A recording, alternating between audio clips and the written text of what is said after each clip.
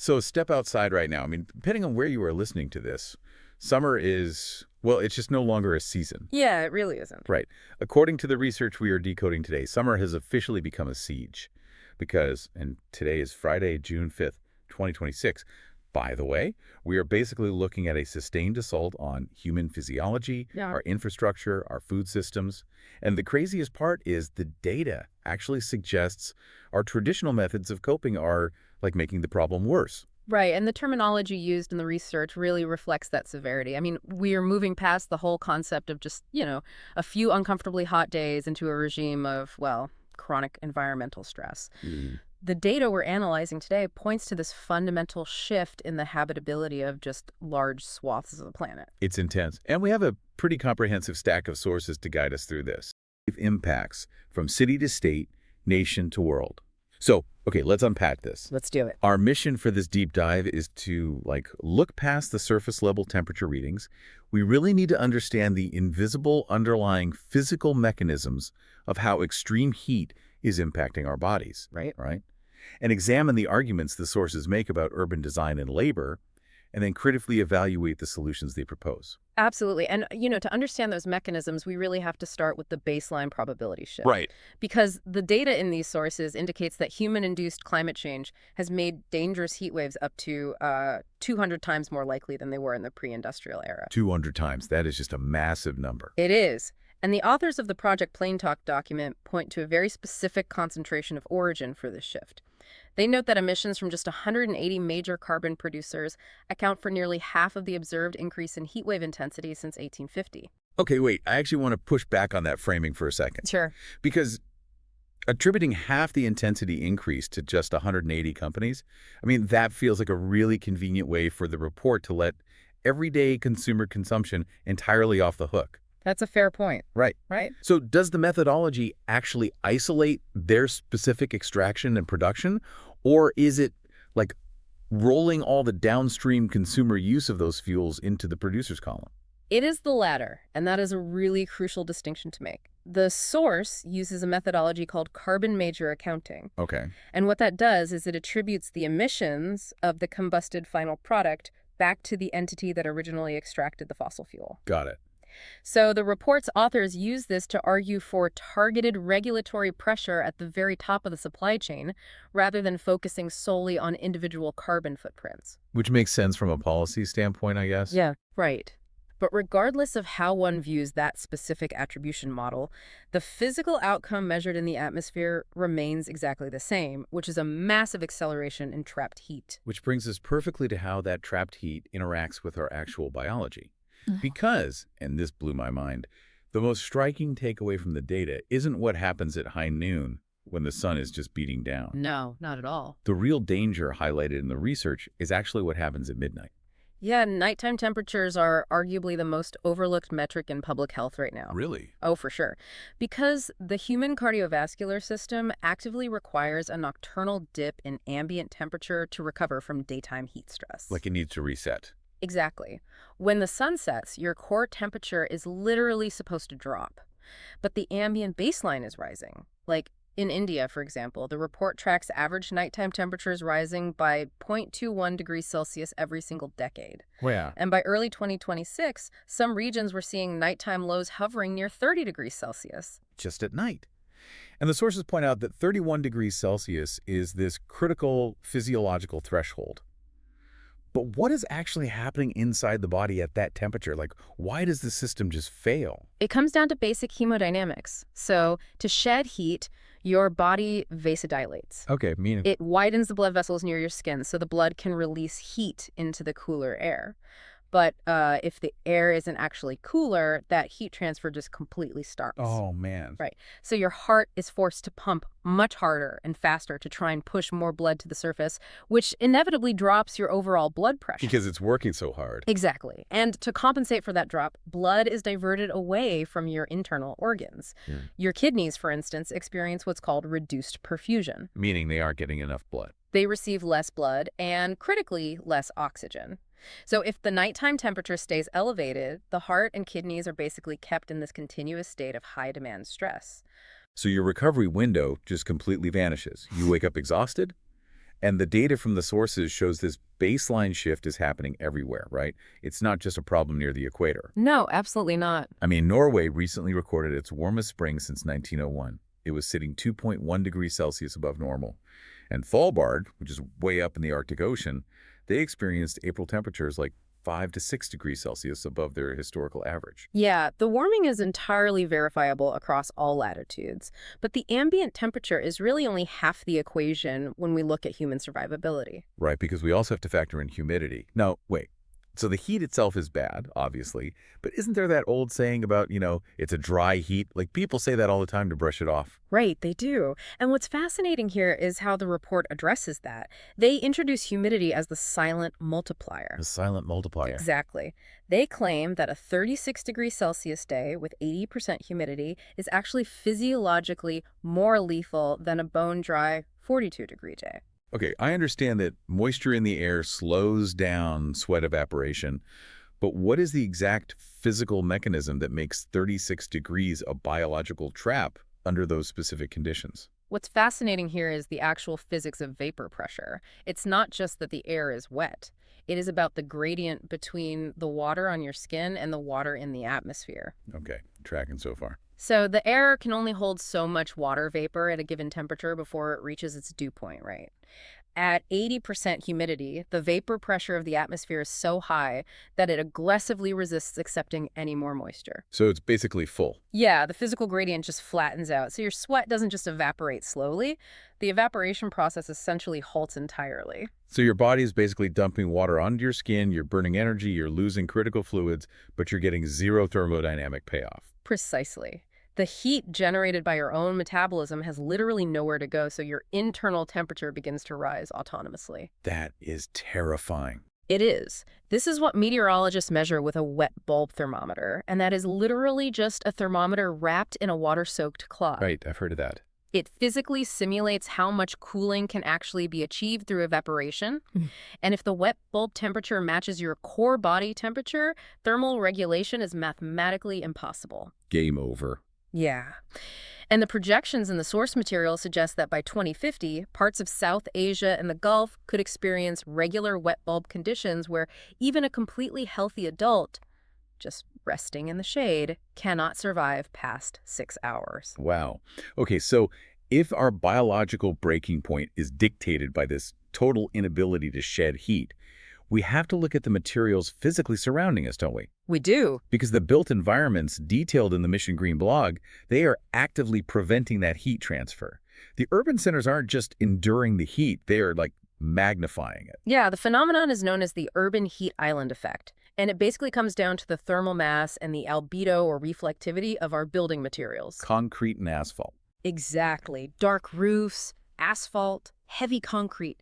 They absorb shortwave radiation from the sun all day long and then slowly re-radiate it as long-wave infrared heat throughout the entire night. Which feeds directly back into that nighttime recovery failure we literally just discussed. Precisely. And the temperature variances recorded in the report's data are just staggering. Like they measured dark urban surfaces reaching 50 to 60 degrees Celsius. Yeah. A sunlit concrete footpath hit 60 degrees, while a shaded patch just meters away under a tree canopy sits at a perfectly fine 30 degrees. The report notes that cities lacking sufficient tree cover are an average of 8.31 degrees Celsius hotter than those with mature canopies. And this specific data leads the authors to a very distinct socioeconomic argument. They use the term thermal injustice to describe how this built environment directly intersects with wealth and class. Let's break down their argument there, because they are essentially suggesting that the very layout of our cities weaponizes the weather against specific demographics. That is the core of their thesis, yes. The report points out that wealthy populations typically reside in neighborhoods with mature tree canopies, better ventilation, and crucially, the resources to just run air conditioning continuously. Right, they can afford the power bill. Exactly. Their exposure to that 60-degree asphalt is incredibly minimal. But conversely, low-income neighborhoods often correlate with high-density concrete, a total lack of green spaces, and really poor building insulation. The heat gets trapped, and the residents bear the physiological cost. And the sources outline the toll this takes on really specific vulnerable groups. Like, we see pregnant women facing much higher risks of preterm birth due to thermal stress. Yes. Children in uncooled schools are experiencing measurable drops in cognitive retention. And there is this particularly alarming data point regarding outdoor laborers. The report links chronic dehydration and heat exposure to a rising, almost mysterious epidemic of chronic kidney disease among agricultural and construction workers. Which perfectly aligns with the physiological mechanism we talked about earlier, right? The reduced kidney perfusion during heat stress. It totally does. Yeah, when you combine intense physical exertion with an environment that actively prevents heat shedding, the organs simply fail over time. But here's where it gets really interesting, though. The report takes this observation of physical labor and applies it to the modern digital economy. They introduce this concept of cooling autonomy, and they specifically analyze gig economy workers, delivery riders, app-based drivers. Yeah, it's a critical metric for assessing occupational hazard today. Cooling autonomy is basically the ability of a worker to unilaterally decide when to stop, seek shade, and hydrate without facing punitive action. And the report argues that the platform economy essentially strips away this autonomy entirely. It observes that gig workers are operating under this strict algorithmic penalty system. It's like being trapped in a video game where pausing to drink water gets you penalized. Right, because if a delivery rider stops to recover from that 60-degree pavement heat, the algorithm registers a delay. Exactly. And that delay can lead to reduced earnings or even getting suspended from the platform. The authors are pointing out a massive regulatory blind spot where labor laws just haven't been updated to protect algorithmically managed workers from these extreme environmental hazards. It's awful. And we have to recognize that this extreme heat isn't just an urban labor issue either. If the concrete cities are becoming unlivable, what about the countryside? The rural systems that actually support and feed the cities are also buckling. The data on agricultural yields really forces us to look outside the city limits. Yeah, the crop collapses documented in the 2025 agricultural data are severe. The report highlights Bihar, for instance, where the lychee crop was wiped out by 70%. 70%. Yeah. In Himachal Pradesh, the apple economy shrank by 70%. Nashik grape production down 70%. We are looking at a uniform decimation across entirely different plant species. So what's happening to them? Is it the same kind of biological failure? The underlying biological mechanism here actually mirrors what happens to the human body at night. So plants engage in photosynthesis during the day, right, accumulating glucose. Right. At night, they undergo cellular respiration, using some of that stored glucose to actually grow. However, respiration rates are highly temperature dependent. So when nighttime temperatures remain excessively high, the plant respires way too rapidly. Oh, wow. So it's essentially burning through its own food supply just to maintain its baseline metabolic function? Exactly. The plant consumes all the energy it was supposed to use for fruiting and growth just to survive the night heat. That's tragic. It is. The net energy gain drops to near zero, which results in stunted growth and those catastrophic yield failures we just talked about. The cascading effect on the global food supply and commodity pricing is something the sources flag as a major, major impending crisis. So, faced with unlivable urban heat and failing rural crops, our immediate human reaction is usually just to artificially cool our immediate surroundings. So what does this all mean for how we cope? We just buy more air conditioners, right? Well, the Project Plain Talk document outlines why that instinct is actually a fatal flaw in our current infrastructure. They call it the cooling paradox, or the doom loop. The doom loop. Sounds pleasant. It is a systemic feedback loop that is currently straining national power grids to their absolute breaking points. The report notes that India's peak power demand hit a record 260.5 gigawatts in May of 2026. Wow. And that was driven largely by midday air conditioning loads. India currently operates an estimated 1.3 crore AC units, and that market is expanding by 15 to 20% annually. Okay, and supplying that much power obviously relies heavily on burning more fossil fuels, which just creates more heat globally. Right. But the report emphasizes that electricity generation is actually only one part of the doom loop.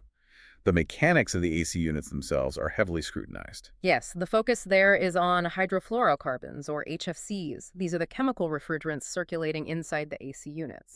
On a molecular level, HFCs are extraordinarily efficient at absorbing infrared radiation, meaning they trap heat in the atmosphere at a rate hundreds or even thousands of times greater than carbon dioxide per molecule. Wait, really? Thousands of times worse than CO2. Yes. And these units leak. The document states that in 2024, refrigerant leakage from Indian ACs emitted the warming equivalent of 52 million tons of CO2. And by 2035, just from the projected growth of AC ownership alone, That leakage is projected to hit 84 million tons. It's massive. And to really conceptualize the cooling paradox, you just have to look at the thermodynamics of a single AC unit. Okay. An air conditioner does not actually destroy heat. It simply moves it. It extracts heat from the interior of a room and pumps it into the exterior environment, plus the additional heat generated by the compressor's motor. It's like trying to cool down your kitchen on a sweltering day by leaving the refrigerator door wide open. You stand in front of it, and you feel that temporary blast of cold air, which feels great for a second. Right. But the motor on the back of the fridge is actually working overtime, pumping exhaust heat directly back into the room. Eventually, the ambient temperature of the whole house just goes up. Exactly. By trying to achieve personal thermal comfort, we are leaking hyper-potent greenhouse gases and pumping exhaust heat into the exact urban environments we are desperately trying to escape. It is such a vicious cycle. But look, we've painted a pretty grim picture here. I don't want to leave everyone in despair. And the source documents do deliberately pivot from this data to emphasize that mitigation strategies actually do exist. They do. The technology and policy frameworks required to break this loop are already mapped out. We just lack the scale and urgency. And the timing of this deep dive aligns perfectly with that pivot to action. Because today is Friday, June 5th, 2026, which is World Environment Day. Yes, it is. The UN Environment Programme's theme this year is Inspired by Nature, for Climate, for Our Future. And the report leverages this framework to lay out actionable steps at the individual, community, and governmental levels. They specifically focus on moving away from mechanical cooling and toward natural systems. Right, and the individual actions are heavily focused on grid management. For example, the report advocates setting residential air conditioners to a baseline of 24 degrees Celsius. Okay, why 24 degrees? The mechanics of this are pretty straightforward. At 24 degrees, the compressor cycles off more frequently, which can actually cut the unit's electricity consumption by up to 24%. That's a huge saving. It is. It reduces grid strain during peak hours, preventing those rolling blackouts that end up disabling cooling for everyone. But the more complex solutions operate at the community level, right? Particularly regarding the built environment. The report introduces this concept of climate infrastructure. It cites the restoration of wetlands, like the shola grasslands of the Nilgiris, or massive tree planting initiatives in low-income, high-density areas like in Chennai. Let's dig into the physical mechanics of that. Why is a tree considered actual infrastructure rather than just like urban beautification? It operates through a process called evapotranspiration. Evapotranspiration. Oh, Okay. yes. A mature tree doesn't just block shortwave solar radiation from hitting the asphalt, though obviously that shade footprint is crucial. The tree physically pulls groundwater up through its roots and releases it through microscopic pores in its leaves. Whoa, so it's sweating. Essentially, yes. Yeah. As that liquid water turns into vapor, it absorbs a massive amount of thermal energy from the surrounding air. A single large, healthy tree can provide the continuous cooling equivalent of several central air conditioning units. Wow. And it does all that without drawing grid power or emitting a single HFC. So integrating that into those concrete-heavy neighborhoods directly counters the thermal mass issue we discussed earlier. It fights thermal injustice. Exactly. Finally, the sources mandate a paradigm shift at the government and policy level. They argue that heat waves must be legally classified as notified disasters. Which is a big deal, because that classification unlocks state emergency funding that was previously reserved for things like floods or earthquakes. Right. And furthermore, they argue for a shift in how risk is measured. The report advocates adopting the heat index, that wet bulb temperature accounting for humidity, as the legal trigger for occupational safety alerts. Right, rather than relying on dry bulb temperature readings, which completely fail to capture the physiological danger. They also point to the necessity of mandating cool roofs, highly reflective surfaces on all new construction to alter the city's albedo, alongside strict life cycle tracking of HFC refrigerants to prevent them from just venting into the atmosphere. The tools are incredibly well defined. The authors argue the missing element is quite simply execution at scale. And the report ties this directly to World Environment Day by urging public participation. They point listeners to the World Environment Day global map to locate local wetland restoration or tree planting drives.